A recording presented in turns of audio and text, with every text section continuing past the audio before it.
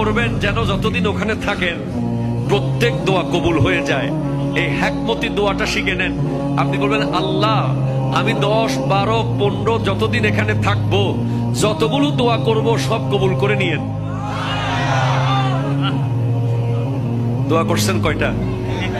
পাবেন কয়টা?